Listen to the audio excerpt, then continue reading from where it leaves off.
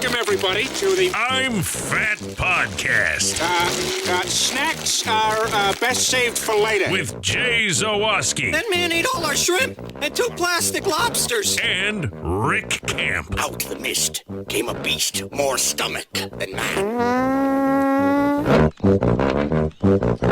Welcome into another edition of the I'm Fat Podcast, brought to you by our sponsors, Charlie the Bacon Guy, Mazda of Orland Park, Fredo's Culinary Kitchen, and Nick and Ivy Brewing.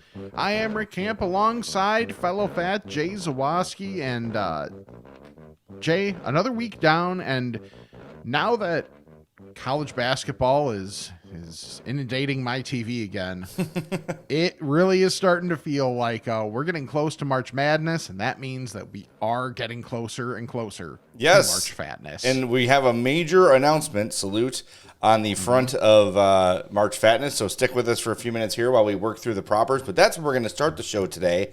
Make sure you're following us on all of our socials at I'm Fat Pod. That includes Instagram, TikTok, Twitter, and Facebook. We've got the Facebook fans page, the I'm Fat Podcast fans group. Lots of fun in there. Find out a lot about a lot of new foods in there, which is nice. It's kind of a good research project for us. Some of which we may talk about today. Absolutely. We've got our Patreon, patreon.com/I'mFatPod. We've got our YouTube page. Please check out our YouTube, youtube.com/I'mFatPodcast. Make sure you go there, subscribe to our page, like our videos. That's all very, very helpful. And merch, I'mFatMerch.com. I had a nice chat this week with the people from TeePublic.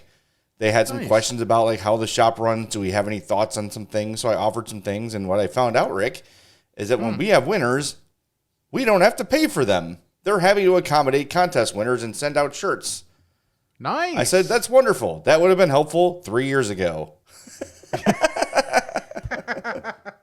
So when you win something, it'll be coming directly from TeePublic and not from TeePublic to my house to your house. So that'll cut out the middleman and save me a few bucks on the back end, which is nice. So anyway, yes, big news today. March Fatness selection show. Still working out some details on that in terms of who's getting brackets and how we're going to handle it necessarily. But the selection show will be March 23rd at Nick and Ivy Brewing in Lockport. As my hockey sticks fall. That's a bad omen. That was perfect, because if anything, that's a great clip that you wanna clip to be able to put on social media of just, here's where it's gonna be, everybody. Oh, Lord. Make sure to make your plans now and crash. Yeah, let's try that again. The selection show that was fantastic. will be Saturday, March 23rd at 3 p.m. at Nick and Ivy Brewing in Lockport, 1026 South State Street. Coming out, drink some beers, hang out with us for the selection show. It's going to be a lot of fun. I've got my bracket pretty much done with a couple reserves on the side there. I'm going to crowdsource this, by the way. I put it on Twitter and no one was really able to help me. We need to find somewhere that hosts a bracket where you can get sent a link and then you can participate and predict the winners, and then at the end we have a winner. This is very hard to find. You can find to make a custom one anyway. Sure. And I'm not tracking everybody's bracket. No. I'm sorry. I don't care enough to do that. I don't want to do that. I don't have time for that shit. But I'm going to find it. It has to exist somewhere. And if I have to pay for it, damn it, I will. But we're going to find a way for you to win March Fatness this year, and whoever wins will be inducted in the Onion Ring of Honor, added to the T-shirt, of course, and it's gonna be a good time. The T-shirt's gonna get very complicated. I know, and it's a great challenge for our buddy Mark Fishman, who does all of our design work. He wrote me the other day. He's like, "Do I need to know anything for March Fatness?" I go, "Nope, just get ready to add something to the shirt." Yeah, that's gonna be. It's going to be very interesting. I'm very excited. I think I have half of mine full on locked in, a few that are question marks, and then I still have to do my last minute cramming for some of it as well. The other thing that I know, this is again a production meeting on the air, we got to find a way for voting to not be just Twitter, or we have there's got to be some universal way to have something count all the votes on. So there are I could probably make a Google Doc, and but then still I had to send that. I could put that on the fan page though. True, fan page, IG. Short of like designing a brand new website just for that purpose. Right. Yeah, that's true. I see a lot of like the hockey aggregators and stat people do like, hey, which player would you rather have kind of like running polls? Sure. Yeah, we'll work on that. That sounds like a project for Hope. Yep. She's really good at that stuff. So Okay. I'll put her on that, and I'll work on finding the bracket. But yeah, mark your calendars. Nice. March 23rd, Nick and Ivy Brewing, 1026 South State Street in Lockport. And it's free. Just come. Just show up. Come hang out with us. It's going to be an awesome time. Drink lots of delicious Nick and Ivy beer. And we say it all the time. Like if you're, whatever your beer game is, like you're into the really heavy stuff, you're into the really, elaborate and hoppy beers, or you're more of a lightweight like I am, they've got whatever you want. Right now, they've got a brand new Irish Red that just came out March 1st called Runyon Red.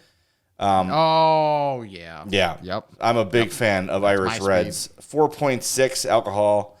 That's good. Named after Armstead Runyon, the first settler in Lockport. So come on out to Nick and Ivy. That will be flowing. Everything there will be flowing. Check them out on social media at Nick and Ivy Brewing. That's Instagram and Facebook. And their website is nickivybrewing.com, N-I-K-I-V-Y brewing.com. Again, March Fatness Selection Show, Saturday, March 23rd at 3 p.m. I'll be out there early, stressing out and setting things up. So come say hi and bother me while I'm trying to focus. Yep. Just laying it all out there, man. That's what it's going to be. It's true. So yeah, it'll be because once or twice a year I have to set up a broadcast, and I have to like remember how to do everything and remember what to pack, and I almost inevitably always forget something. So hopefully I'll be nice and prepared this time. I had to run to a music store last time we had a broadcast. I had to go to the guitar store and get a cable. So hopefully don't have to do that again. That was not great. No, it was not. No. But it worked. It did. It did. So, all right, first thing that I have today, Okay. which admittedly a bit of a light week for me. It's one way that I can be light. Is didn't try a ton of new food in this past week, but I did go to a place that I'd heard about because guys I work with like it. And I can best describe it as kind of close to like an Asian version of Chipotle, which some people would be like, great, you went to Panda. And I'm like, no, I did not go to Panda. The place is called Bibibop. And there's a few of them in the area. I want to say there's like a handful, a couple in the city, some in the burbs. The one I went to is at 1725 West 22nd Street in Oak Brook. Okay. It's actually like very close to that Lazy Dog that I went to. It's like down the parking lot, essentially. From there, it's right by the Costco on 22nd Street. So it's what you would think. Basically, build your own bowl is what it is, and lots of different options. So if you want to go, if you're like me and you're lame, and it's like, okay, maybe a little more Americanized, I wasn't feeling the best that day, so I didn't go quite as spicy as I probably would have gone otherwise. It's there for you. But if you want authentic, if you want spicy, there are options there for you. So just to kind of like go over what I had in mine was just chicken, which was, they also offer a spicy chicken. So this was just your original chicken, corn, carrot, potatoes, white rice, and of course I'm going to forget which sauce I had on there, but nothing too crazy. And I would say it's good. It's a good option, like 2 sizes of bowls. So that way, and I think there's a kid's one as well. So like, because I wasn't feeling great, I actually got the smaller bowl. Like it was one of those days where I'm like, I am going very conservative on everything that I'm doing. Did you have so poopies or what? Sure no, it was just upset. Yeah. Like, just like an unsettled stomach. And I don't really know why, because when I left that morning, it wasn't that way. It was like when I got to work, it was that way. And I didn't have a bad day at work or anything. But like, I thought it was a really good option. Like, you can make it whatever you want to make it. I actually had broccoli in mine. That was the other thing I forgot. Yeah. So there were green things, people that get at me for not eating green things. So that was there, but let's see. I tried sauce-wise. I'm going to probably butcher it, the gochujang. Yeah, that's the same stuff they put on the wings at Dak Dak. Yeah, that's where, okay. So that was where I had heard it before. So I tried it and I was like, okay, that's solid, little spicy. So I didn't have a ton of it, but the fact that you can get all that either over the top or on the side, just like if that's the type of thing you're looking for, just like, is it going to be the best Asian food you've ever had? No. But do you want a quick option that you can get in, get out, and have something really solid that's very customizable? I think it's a fantastic option. Yeah, that actually looks really good. That's similar. I've talked about Sem Sem before out there in, I believe that it is Tinley on 159th and just east of Harlem.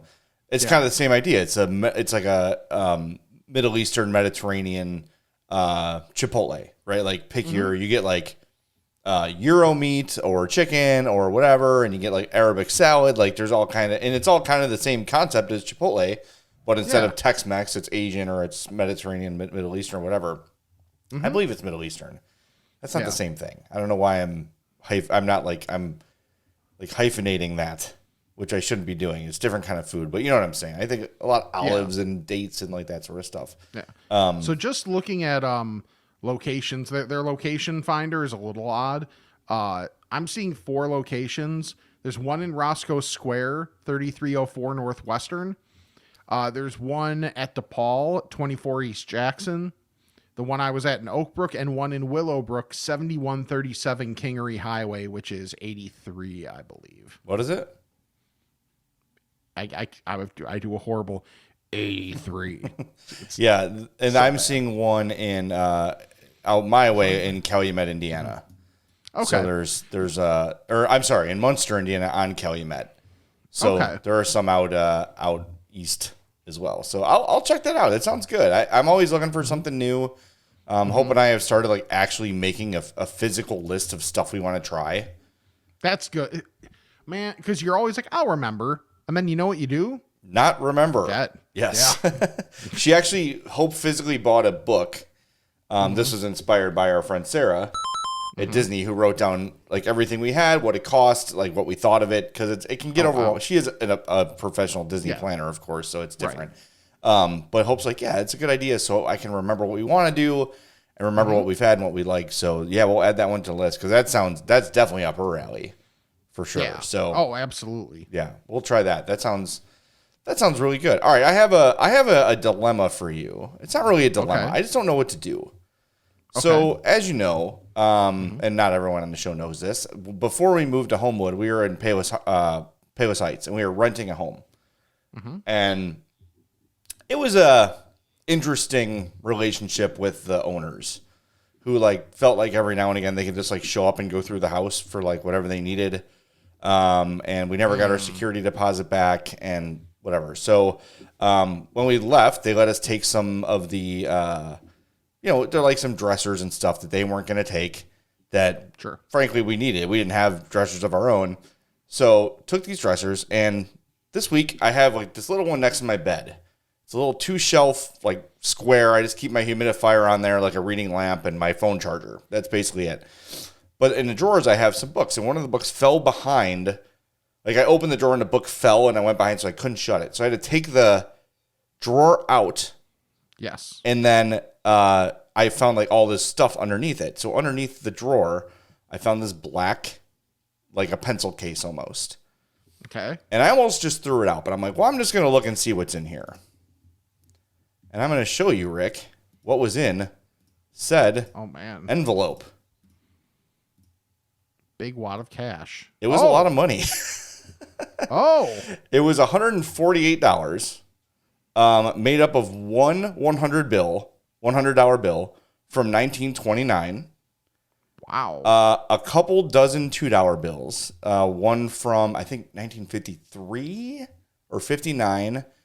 And then 1976 is when they released the twos. Okay. and then a bunch of old singles.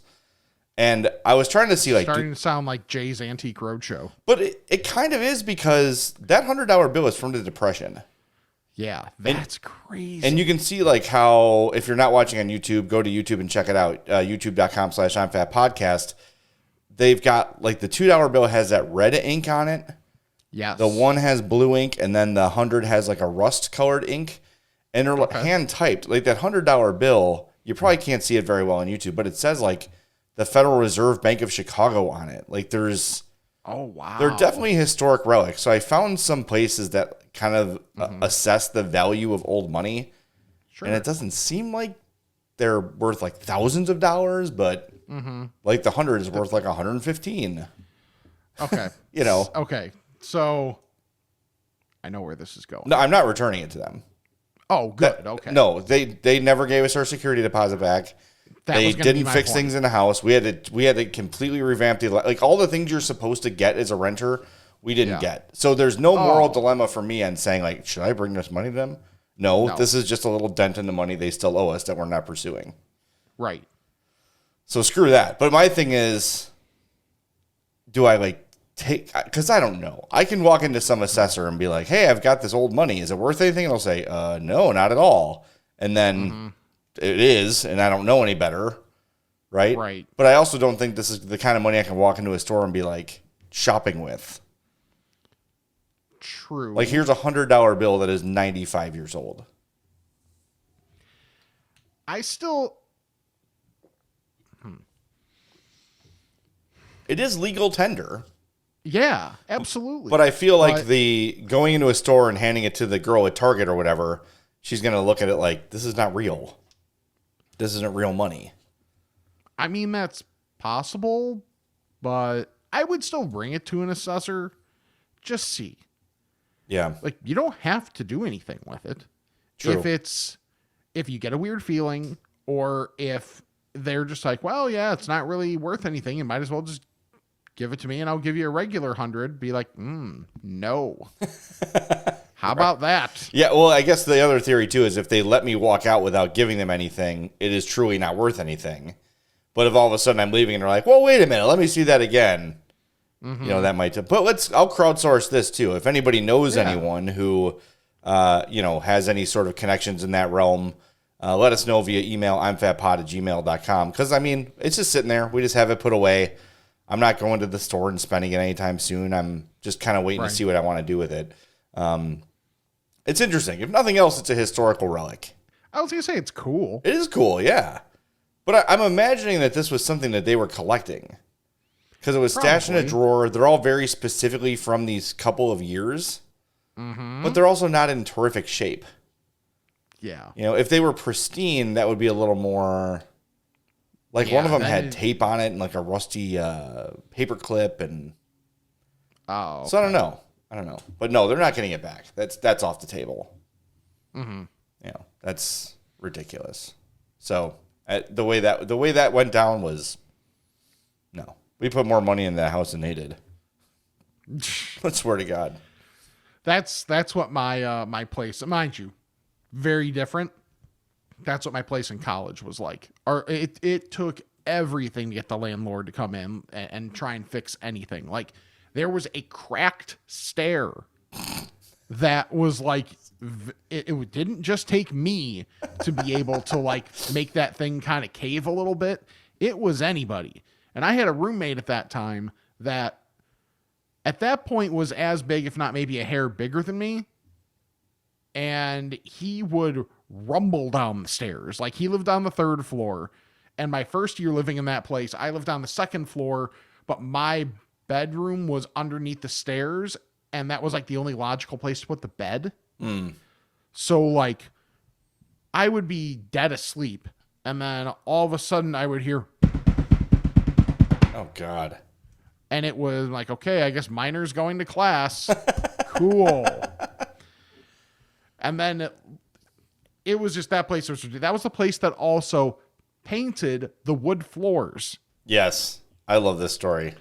Which is hilarious because it's a college. It's meant for college kids. So let's get something that's going to soak up and have every bit of sticky everything stay forever. Yes. And also, So- I imagine, too, in the summer when it got hot that the paint would get a little sticky.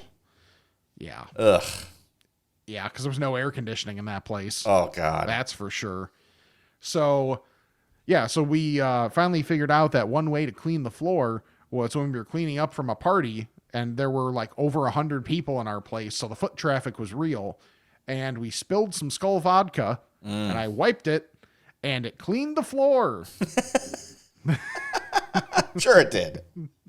That's like when I used to wipe my face with Windex. Yeah. It's an astringent. It gets all the grease Yeah. out. So I, wait, you actually did that? I didn't spray it, but I would put on a paper towel and I would do it, yeah. Oh, wow. Like My Big Fat Greek Wedding. When I saw that movie, I pointed. I'm like, see, it's not just me. Oh, I still haven't seen that movie, so I never heard of that. Oh, it's good. It's a good movie. Okay. Nia But yeah, Vardalos. so then I made a smiley face in the floor because you could tell the difference between the clean part of the floor and the not clean part Oh, my of the floor. God. Ugh. It was disgusting. And it was like a light, like gray with just like a twinge of like a light blue in there, like that type of color was the floor color. Nice. It was so friggin' stupid. So gross. But the rent was cheap as hell. That's better than the scaby cake.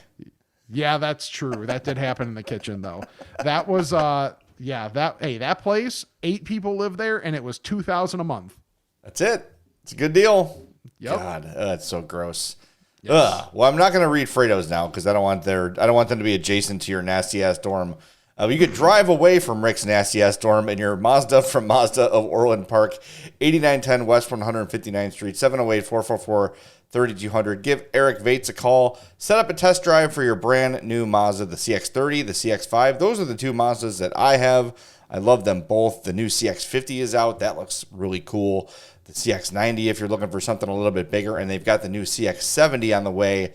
That's got the hybrid.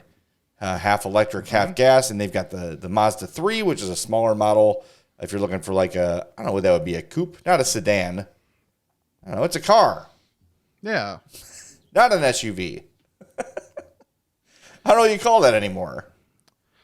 Like a sedan is a big car. Like a Cadillac is a sedan. Right.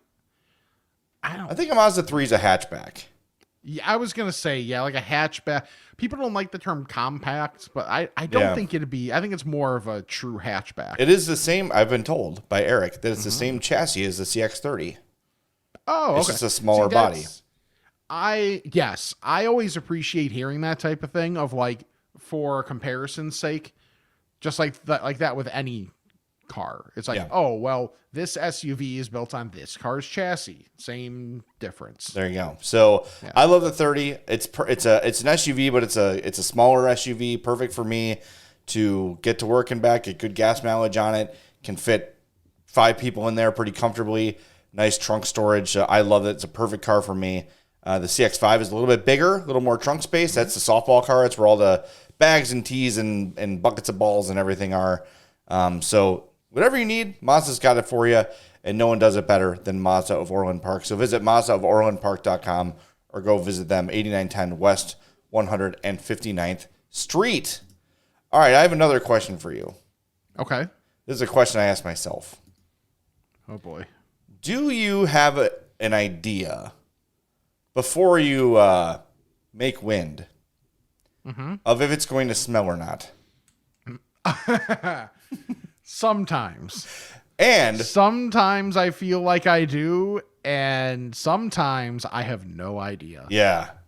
And do you feel like sometimes you can control whether or not? No. Okay. Yeah, me neither. I don't feel like I can control if it smells.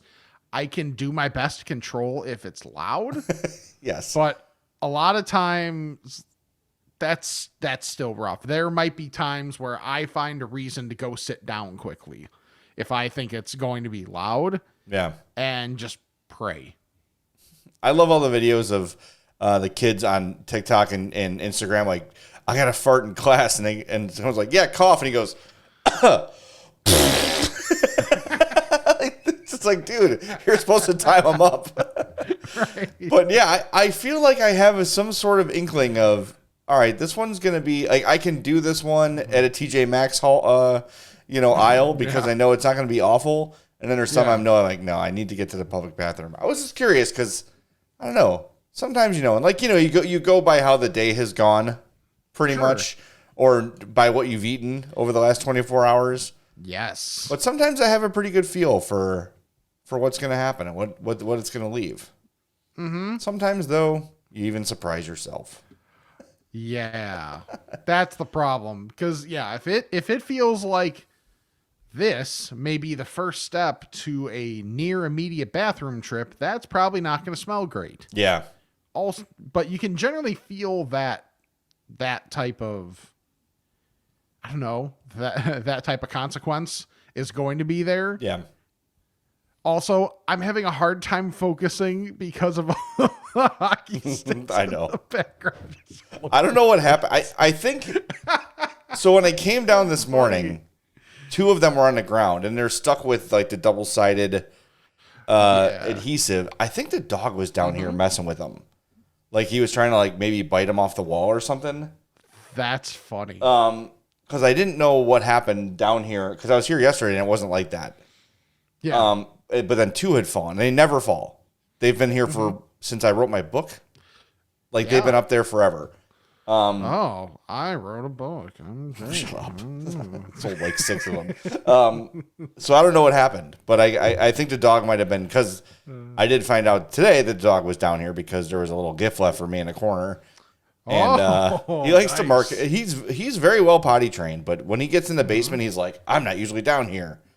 I had to make my mark. So in case any other dogs come down here, they know I live here too. Somehow his dog hair is down here all the time. I don't know how that happens, but yeah, it's everywhere all the time. All the time. We have had the 3 sheddiest dogs in the history of dogs. But anyway, yeah, I don't know why those fell. So I'm going to have to re-adhere them to the old law. That's part of the reason everybody goes for like poodle mixes, is because if you get the poodle coat, then it really, But I want to pay for grooming though. And then you get poodle personality, which people are like, yeah, there's no shedding, but my dog's kind of an asshole. Well, Bailey sheds and is an asshole, so I got both things going for me. We have to remember though, he is barely 1. Oh yeah, he's going to be for a while. When we got him, he was what, 3 or 4 months old, and he was a dick. Yeah. And now he's very nice and very sweet, but he just doesn't. His boundaries are a problem. He likes to bite play. Yeah. Oh, okay. Yeah, that's just gonna take time. It doesn't hurt. He's not trying to hurt. He just like everything. Yeah. But he just like stop is sometimes and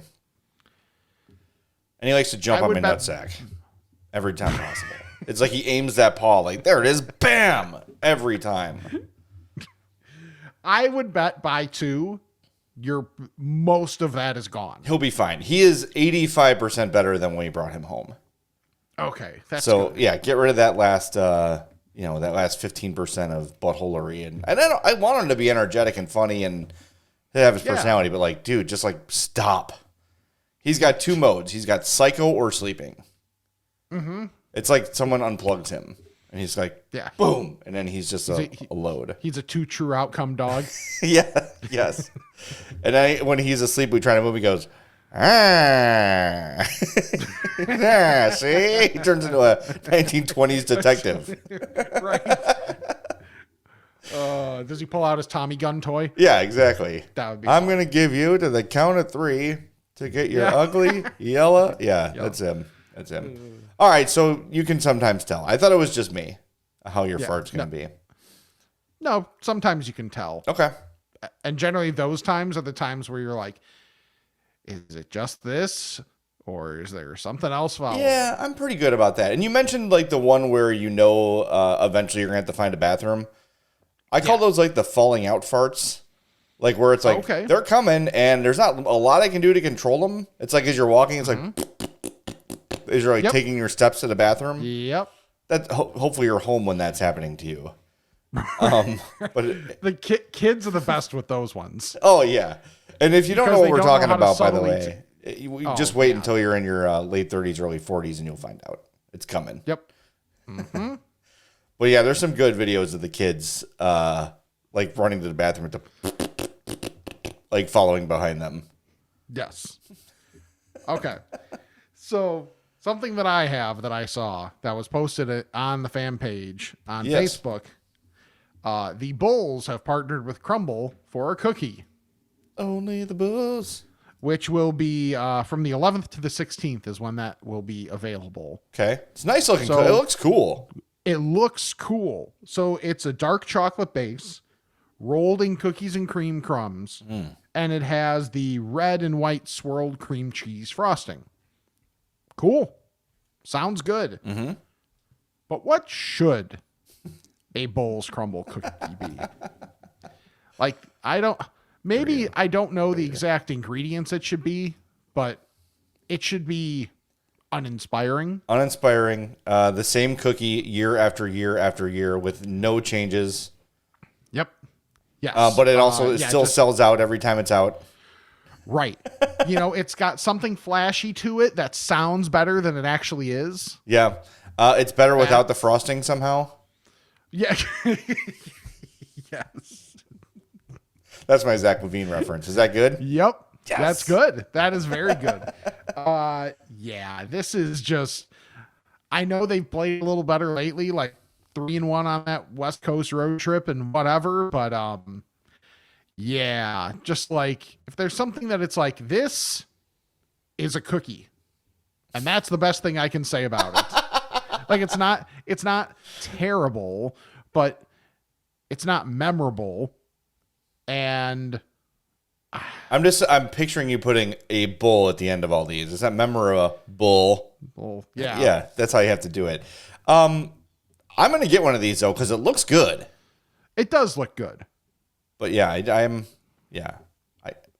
So if you have suggestions on how to make what the actual Bulls Crumbl cookie should be, imfatpod@gmail.com, @imfatpod on all the social medias. Like that. Because that's fun.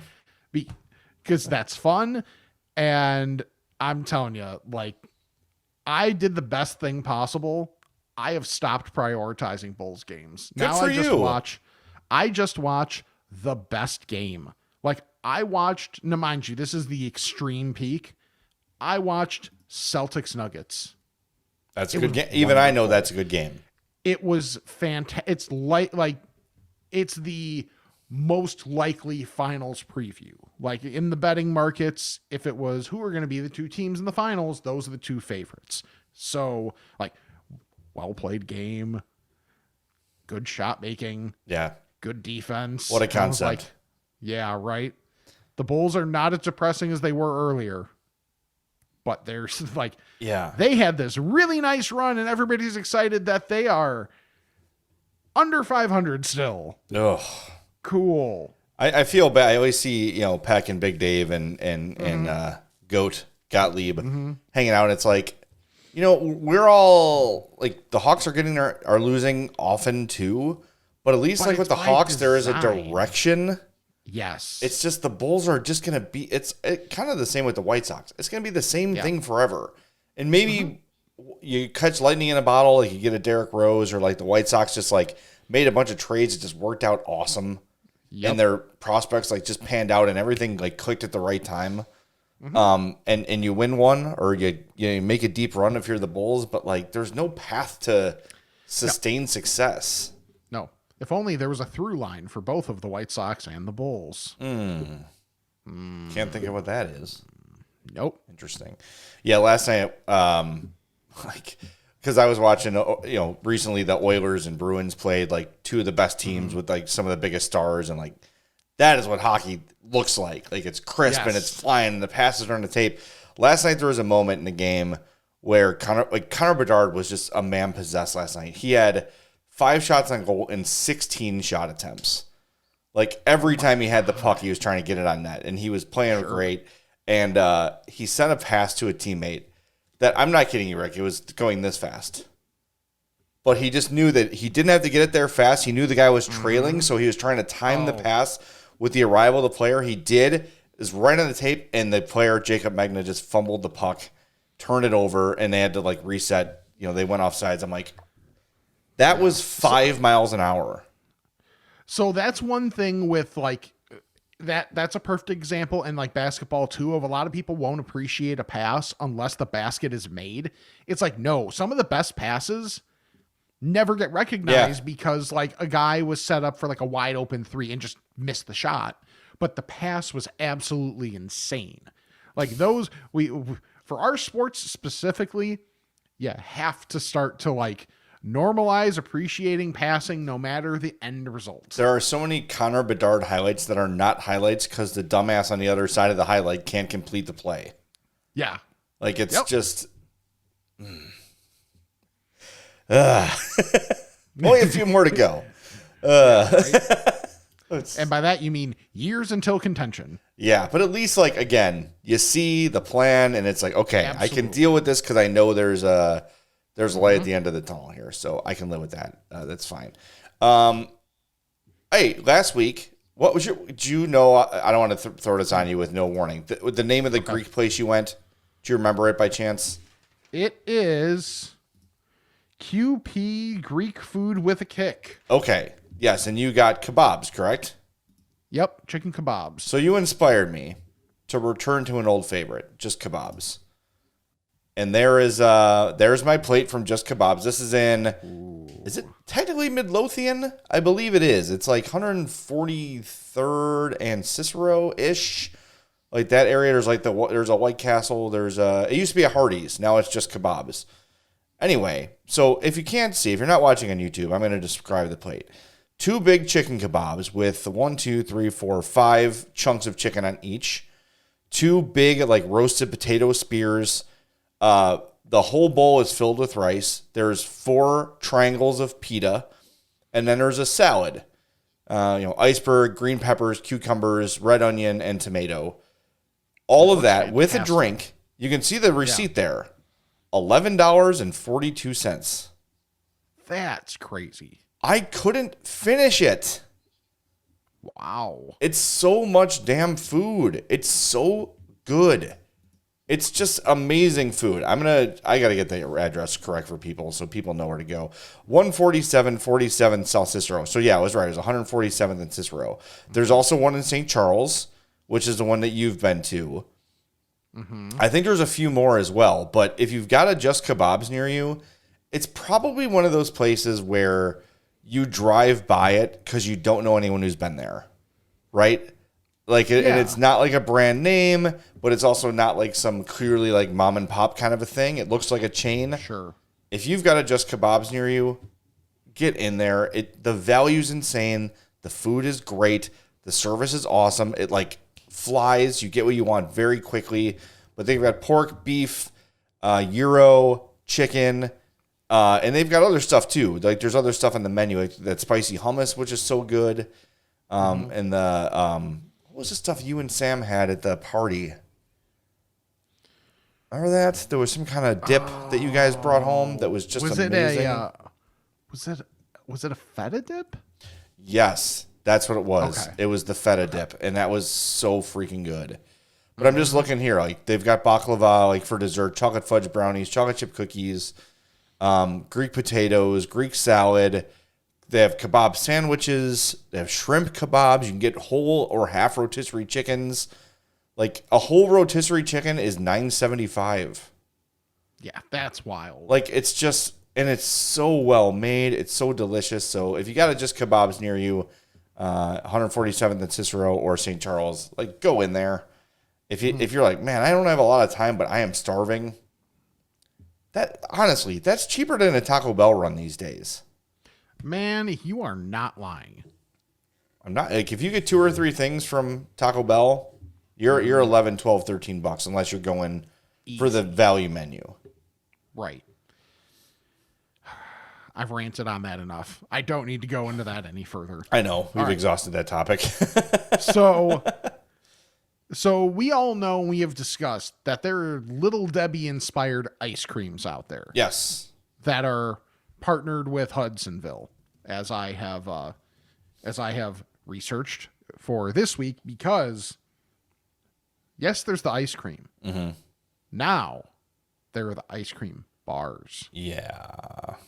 So looking at the options here for what's offered as an ice cream bar, there's birthday cake. So birthday cake, nutty bar, Star Crunch, and strawberry shortcake. Those are offered in bar form. Yeah, I'm looking at the HudsonvilleIceCream.com page.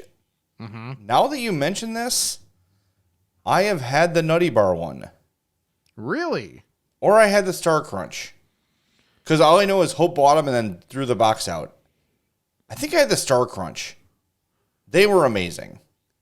Star Crunch, just by what it is, I think lends itself to that so much better than probably any of the other ones.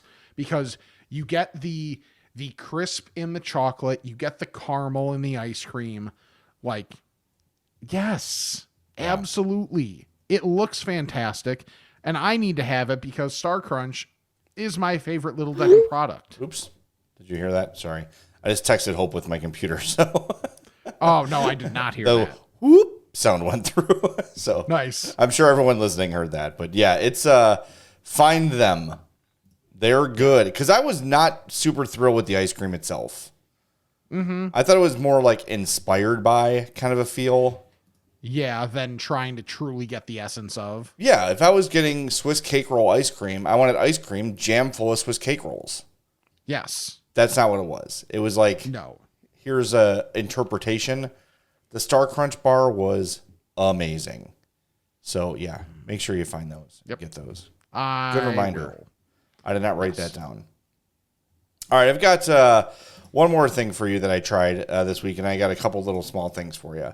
On Grand, like in the city, like west of the Loop, there's a bunch of great Italian bakeries. I've had Bari before. Bari is a place you can walk in, order a sub. They've got your typical Italian pastries, like those sort of things. Directly next door is D'Amato's. 1124 West Grand. Went in there the other day. Had a hankering for a Italian sub. But instead I saw they had like the sheet cake pizza. Ooh, you know, like the pan, like the almost, I don't want to say Detroit style. It's not right. Okay. But like the same, like a square cut, maybe like inch thick, really doughy, almost like focaccia kind of a dough. Dude, this is going to be a place I start going all the time because I started out following them on social media and they're super active. They got like a vodka chicken parm sandwich that just looks killer. It's this really unassuming little bakery. You walk in, it's all the cookies and you could buy the focaccia, but they've got a full kitchen that makes all kinds of sandwiches and pizzas and everything, and like calzones. It's great. So if you're out in that area, kind of like a forgotten part of the city because there's not a lot of like reasons to be there unless you're going right there. Gotcha. Right? Like it's not like near a theater or near Fulton Market. Like it's just kind of its own little area. Sure. But the food right down in that area, Bari and D'Amato's are great. There's a bunch of other stuff that way too. So make your way that way. If you're ever in a city and you're kind of like, I want to get off the beaten path. I can't find anywhere to park to find anything to eat. Like if you're trying Fulton Market or Randolph and just can't find parking, which is like the days I don't go to JP Graziano is because I can't find a parking spot around there. So I usually will bail and just find something else. But head down a couple blocks north to Grand Avenue and you'll find D'Amato's and Bari right next to each other. And from what I understand, they don't get along super well. There's kind of like a little rivalry between the two, which I think is interesting. But D'Amato's is 1124 West Grand, so I would assume that Bari would be like 1126 or 1122. It's like literally next door. So, yeah, go check out both of them. The sandwich at Bari was terrific. So I'm looking forward to trying a sub from D'Amato's this week to compare. Maybe I'll get one today on the way into the United Center. Why not? You still haven't found a way to get the get what I had at the UC, have you? Well, I know it's tough to get to. Well, it's hard for me to get to, and like there's free food up there for me. Yeah, that's true. I mean, it's soup and it's wraps and stuff like that, and it's good. But are you talking like up in the press box, or are you talking like down? Well, there's both. Wow. If I want to go, so I could pay for the press meal, which Right. I've done before. Like last time I did that, it was baked potato and It generally looks like pretty good. yeah, it stuff. was barbecue chicken. It was good, and I think it's like $11, so it's not anything crazy. But usually I just go straight up to the press box, and there's enough up there to satiate me throughout the game. Mind you, it was only like 2 games that I covered for the Bulls. Yeah. All that was up there was popcorn. That's not surprising. Yeah, the Hawks do a little more. I don't know what is typical up there for the Bulls, but Yeah, I don't either. I was there 2 games. It could have been 2 off games for them in terms of that stuff. Whatever. yeah. No, there's usually like a chicken wrap, or there's always soup. They've got the popcorn machine. They got a bunch of chips, and then there's like 3 candy jars. Usually it's some sort of like gummy or Swedish fish. So you go for that one. Of course, unless Mark Bergevin, former Blackhawk and Canadians exec, sticks his bare hands in there and grabs them like he likes to do. Then I don't have them. If I see Mark Bergevin, I stay away from the gummy bears Okay. because he's a bare fister and take out what he wants. Even though there's a spoon, he literally moves the spoon and reaches in and grabs what he wants. I'm like, Dude. yeah. So when I see him around, I avoid that. But they've got the Whoppers, like the malt ball Whoppers. Yeah. M&M peanuts and M&Ms. And then there's also like blondies, like the blondie brownies, and then chocolate chip cookies. So we're pretty set up there. So remind me though, what was the thing the goat, the tacos? Yeah. Yeah. Yeah, I forget what it was. I forget what it was actually called. Little goat, isn't it? Izard United Center. Was it? I think it's little goat. Yeah, it is Little Goat. Yeah. I've had them before though. Okay. And I will have them again because we got Addie some. Oh no, that's at Rosemont. I'll play this game with you. Okay. Old man yells at cloud. You know, Addie loves Casey Musgraves. So for a graduation gift, we got her 3 tickets so she can bring a friend and a parent to see Casey Musgraves. We're in the upper level of the Allstate Arena. We got 3 tickets. I want you to guess how much it costs for 3 tickets. Oh God. 3 tickets upper level of Rosemont. Let's go 160. That's face value per ticket. So it was $550. Oh. Fortunately, I had a $250 gift card, which took some of the sting off of it, but it was still $300 for 3 tickets to a concert. Also, tell everybody Rick doesn't go to concerts very often without telling everybody Rick doesn't go to concerts very often. Yeah. That's a lot. That's too much. Anyway. Way too much. Do you have anything else? I got my little nuggets to get to before we get to Escafat. No, I've got nothing. I know it's St. Patrick's Day in this next week, so that'll be fun for people. Not a whole lot of food stuff really to do, but you know. It's St. Patrick's Day on a weekend, which is a nightmare. Yeah. Irish soda bread from Jewel. Jewel has great Irish soda bread.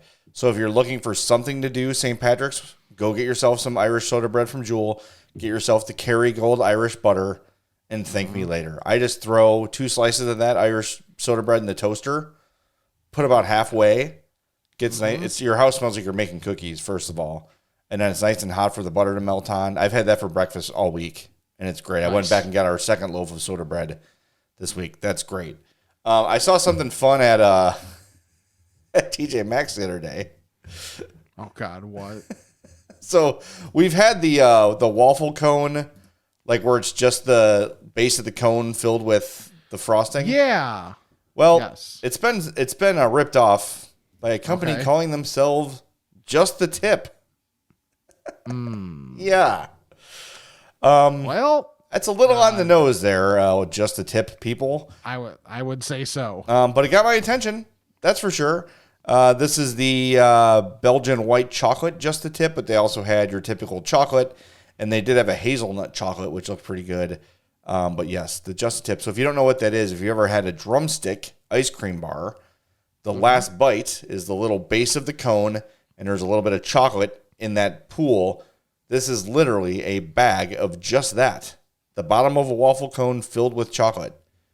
So, which is genius, but also a ripoff. Yes. And, the name's a little much. It is a little much. And that's coming from us. Yeah. And I also had I have a little complaint about a former hero of mine, Blackhawks legend Tony Amonte. He was a fat for a while.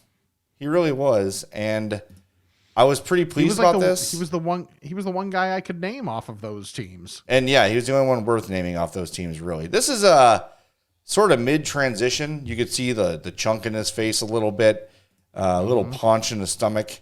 And I'm like, all right, good. And he had gained since that picture was taken. But now he's gone and become a normie again, and I'm unhappy about it. I saw him at the Chris Chelios jersey retirement ceremony, and you could see him there in the middle with the C on his chest. That's Eddie Belfour next to him. Oh. Yeah, he's you a can normie. see the jawline. Yeah. I was pretty upset with that. So he walked out. I'm like, oh, here he comes. I'm like, what? No. I was mad. I was mad at Tony Amonte for being healthy and taking care of himself. How dare you? Yeah, he's no Kachuk, that's for sure. Oh God, few are. In so many ways. All right, is it time to ask the Fats? It is. Bless me, Father, for I've sinned. It's been 1 week since my last confession. Okay, my son. What is your confession? I'm fat. Ask a Fat, as always, is brought to you by our buddy Charlie, the Bacon Guy, and here he is with this week's Bacon Report. Thanks, Jay. This week's available flavors are maple pepper, rosemary, French toast, ranch, chorizo, Nashville hot, raspberry chipotle, Maui Wowie, cheddar, and cherry Dr. Pepper. Bacon jams are the original, the bourbon, the pineapple habanero, and the cherry jalapeno. The Canadian bacon is still a work in progress. We should have it by the end of this week. And starting now through the end of March Fatness, as soon as they announce the winner, the promo code will be no longer. But until then, use I'm Fat, IMFAT, for 10% off your entire order at charliethebaconguy.com. For the Bacon Report, I'm Charlie the Bacon Guy. You heard it from Charlie the Bacon Guy. There's the flavors available. Go to charliethebaconguy.com to place your orders now. All those great flavors. The cherry Dr. Pepper is amazing. And this week, my podcast partner at CHGO, Greg Boyson, had his 45th birthday. And Charlie catered the event with a bacon charcuterie board. Oh, my. Yes, there's the spicy and the cherry jalapeno bacon jams. You've got the Ritz crackers. He had 4 kinds of bacon. It was the buffalo, the shawarma, what was the other one? Buffalo shawarma. There's one more. And then you could see on the bottom there, Rick, that is chocolate-covered bacon. Oh, wow. Yes, but what really stole the show there, if you're looking in the middle, that log of goat cheese is Jardiniere goat cheese. Oh, that's interesting. It was amazing. Charlie the Bacon Guy knocked it out of the park, and I think this might be the next venture in Charlie's business is setting up bacon charcuterie plates for people, because this was incredible. But go get yourself some bacon from Charlie at charliethebaconguy.com. You can go on there. You can check out the bacon vault of all the flavors he's made before. And if something seems super appealing to you, get in touch with him, charliethebaconguy@gmail.com, and he can make you your own batch of whatever flavor you want. And if you've got some ideas, like, hey, have you ever tried this combination? He'll give it a shot for you if you order enough of it. So get in touch with Charlie, charliethebaconguy@gmail.com, or visit his website, charliethebaconguy.com. All right, we've got a bunch of voicemails today, so let's get right to them. Nice. Want to leave us a voicemail? 708-858-3314. Again, it's 708-858-3314. Good afternoon, gentlemen. This is Tony from Bartlett. I was just calling to let you know a couple of things your Culver's Insider hopefully already told you. Beginning the middle of April, Culver's will be hooking up with DoorDash and Uber Eats for your delivered deliciousness. Have a great afternoon. That is new info, I believe. Yeah. Do we have 2 Culver's Insiders now? Or is that a DoorDash / Uber Eats insider? Could be. That could be. That's very good. Just making the nation fatter by saying we'll bring you better food to your door. Right. Yeah. That's good. That's exciting. All right. Second one here. Gentlemen, fats. Long time. First time. Got a question for you. Start, bench, or cut? Donuts, bagels, muffins. Carry on, lads. This one's easy.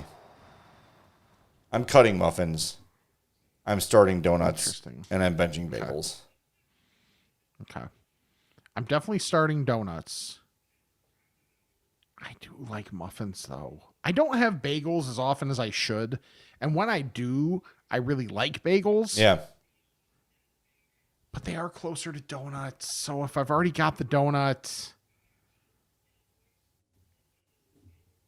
I'm the same. Yeah. I mean, I like muffins. It's a low ceiling, high floor kind of a food. That's true. I'll agree with that. Yeah. But yeah, if you give me like a solid bagel, yeah, it's again, we're back to where Rick doesn't eat breakfast very often, so bagels are not as much in the repertoire. So I don't think about them enough, but when I have them, I'm like, I need to start eating bagels more. And then I don't. I will recommend a really good, quick breakfast option on a bagel. The bacon, egg, and cheese bagel from Dunkin' on the multigrain bagel.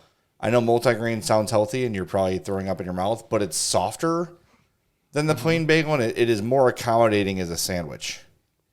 Okay. And the everything bagel is good, but sometimes in the morning, it's a lot. Bit much? Like you're getting the garlic and like it's, you don't want to, you already probably, even when you brush your teeth in the morning, you still probably have a little bit of that morning breath lingering. You don't want to throw garlic into the mix before you see anybody at work. True. You know, so, but I always go bacon, egg, and cheese on the everything bagel, and it's great. All right, we got two more voicemails before we get to the emails. Hey, Fats. Long John Silver's Kyle calling. It's been a while. I was up last night snacking on fat food. I had 4 Eggo waffles with some syrup. This is like 2 a.m., right? And then I found a box of cereal that my wife bought for our 7-year-old. Cinnamon Toast Crunch Minis. I don't know if you've seen these. I don't know if you've heard of these, but I pretty much ate the entire box last night post my Eggo waffle binge.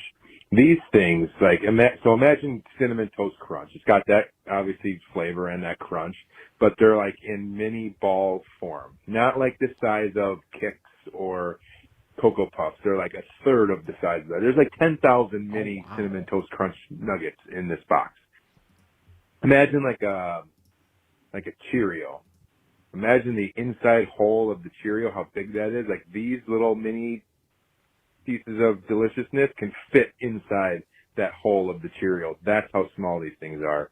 Anyway, again, I ate pretty much the entire box last night and thought of you guys because they're awesome. So if you see them, get them. Cinnamon Toast Crunch Minis, legit, and get 2 boxes while you're at it because they're pretty good. Bye. All right, so we got a picture on the screen here, youtube.com/I'mFatPodcast. So these are, smaller than Kix. I call it, they're like pebble sized, right? Like pea gravel almost. Yes. The mind reels here, Rick, because all I can think about is making these into a Rice Krispie treat sort of a thing. Of course. Well, that would be you. Yeah. That's a very you thing. That would be amazing. You could probably throw some Cocoa Puffs in there too for some chocolate. Ooh. I'm 100% going to try this. Yeah, it looks really good. Because like the only thing with Cinnamon Toast Crunch is how sugary your fingers get if you're eating it that way. Eating out of the box, right? Yeah, which is someone that eats their cereal with milk on the side, it's more relevant. Yeah.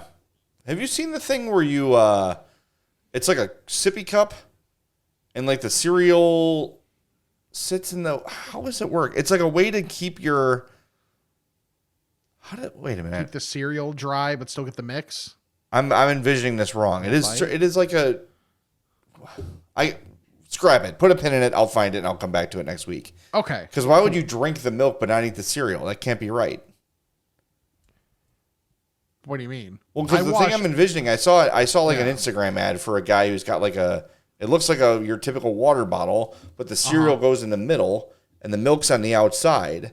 but he's like drinking the milk. Maybe it's just like a very convenient way to do both. Maybe. I got to look into it. Okay. Yeah, my usual thing is I'll take a bite of cereal and then wash it down with a little bit of milk. Okay. Yeah, that way it doesn't get all soggy. Right, exactly. Yeah, I'm with you on that. All right, last voicemail before we get to the emails. Hello, Fats. It's Jason from Oshkosh. As we get a little bit closer to another great fat holiday, Easter, the day after Easter is more important to fats, and just a little fat hack for everybody. If you have specific candy that you like, let's just say it's Reese's Eggs. Sorry, Rick, because I know you don't like peanut butter, but you find the candy that you like, hide it somewhere where people won't look, maybe behind some healthy food, and then come clearance day, when everybody's already picked through all the really good candy, you go up to the register with some candy that's supposed to be on clearance, and you get it way cheaper. Little fat hack for you for after Easter. Keep up the good work. Love the pod. Thanks, guys. I actually found this in Target the other day. I was shopping, and there was some Valentine's candy. I believe it was Reese's, stashed. This wasn't the other day. It was a couple weeks ago, obviously. Someone had done this. They had found the premium Valentine's candy, put it somewhere away from the Valentine's, so they knew that when Valentine's passed, they can go there, remove said item, and take the stashed candy and go get it at a discount. It's very smart. It really is, and it also banks on very lazy employees, which is a good thing to bank on. I've seen people hide them in coolers before, too. That's really like smart. If you go in the cooler aisle and you don't put it in the front cooler, you put it in the back one. You know, maybe one up on a higher shelf or whatever.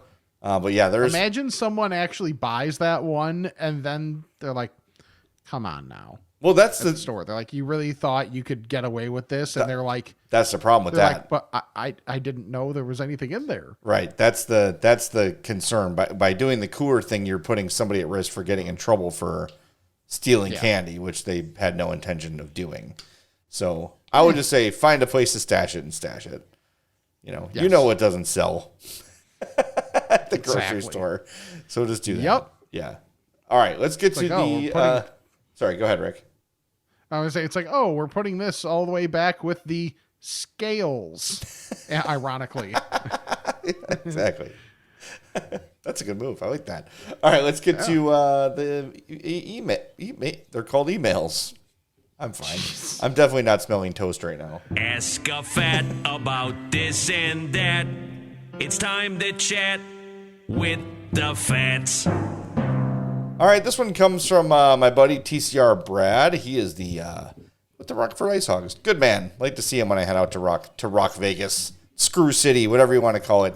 Brad says, long time, first time as a, quote, road warrior who's typically driving over an hour to and from jobs. I find myself looking for quick fast food stops along the way. 2 questions. Other than what you're craving, what other factors determine where you stop for fast food? Examples, price, drive-through availability, wait time, staff rapport, etc. And number 2, what are some of your go-to stops for food while driving? I'll hang up and listen to your answer. I mean, the first question, price and drive-through availability are probably the 2 biggest for me.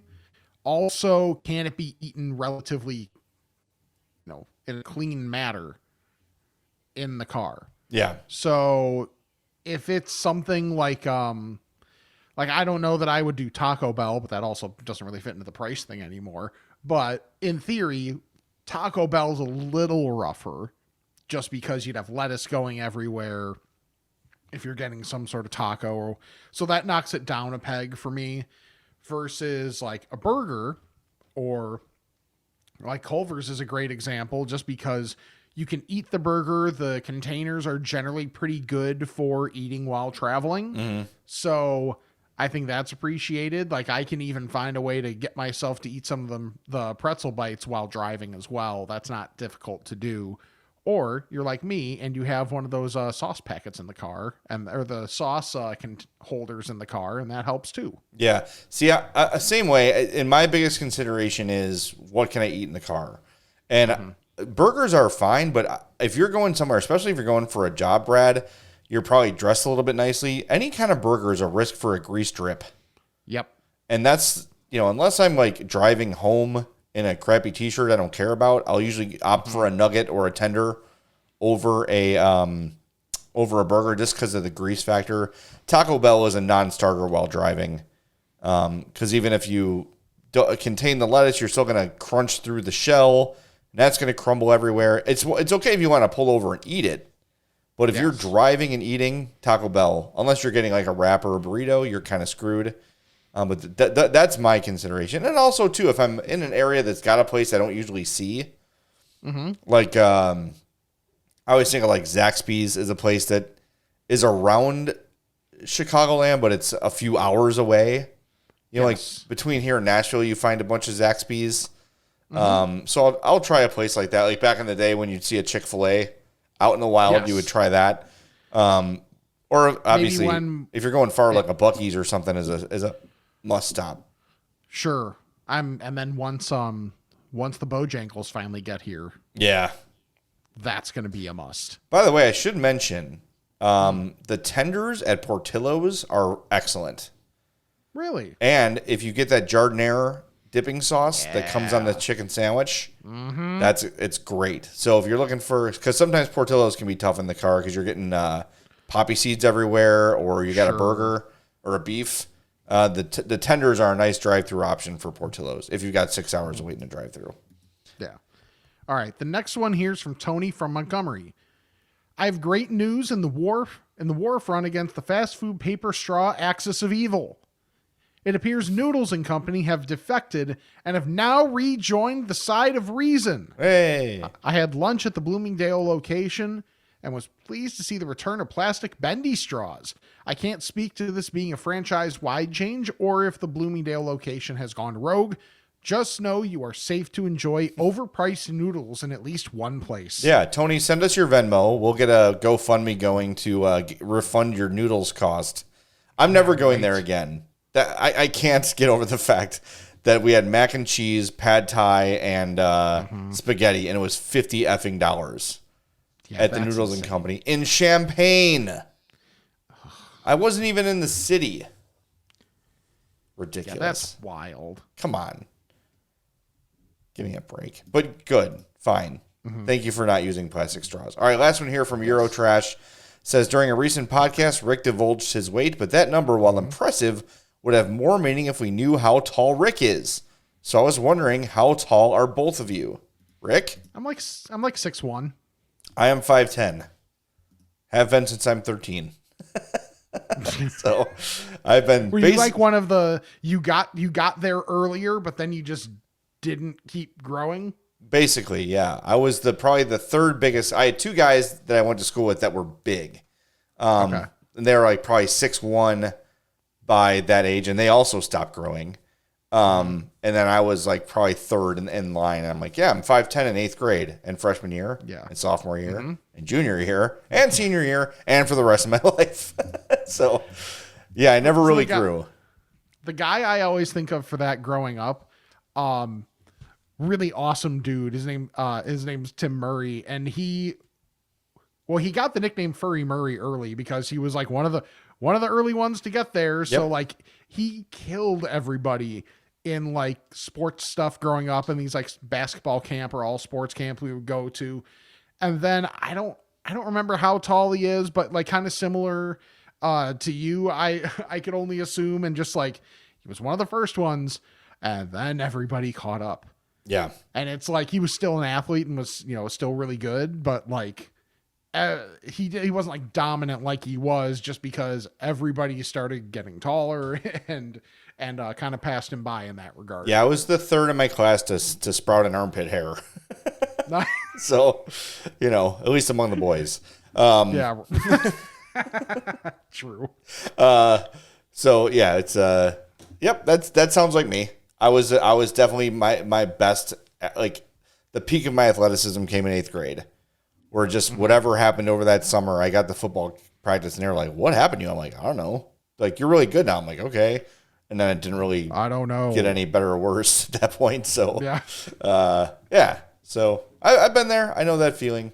It's good stuff. Yeah. All right, I got a couple things before we go. I want to send a congrats to the Homewood Flossmoor Vikings basketball team that won the state 4A basketball title last night. Very cool. They beat Normal Community. What a terrible name for a school. Right. And you've heard me talk about Grandma Cookie before on this podcast many, many times. She is 102 today. That's crazy. So happy birthday, Grandma Cookie. If you don't know the story of Grandma Cookie, it is my wife's grandmother, 102 years old. She is amazing. She is as sharp as she's ever been. She still competes in bags tournaments and bocce tournaments. She made the All-American Girls Pro Baseball League back during the war, but her mother wouldn't let her play because women don't ride buses. So she was going to be a Chicago Colleen and compete against the Rockford Peaches. So she's always been a fantastic athlete, lifelong Cub fan, 102 years old today. So happy birthday, Grandma Cookie.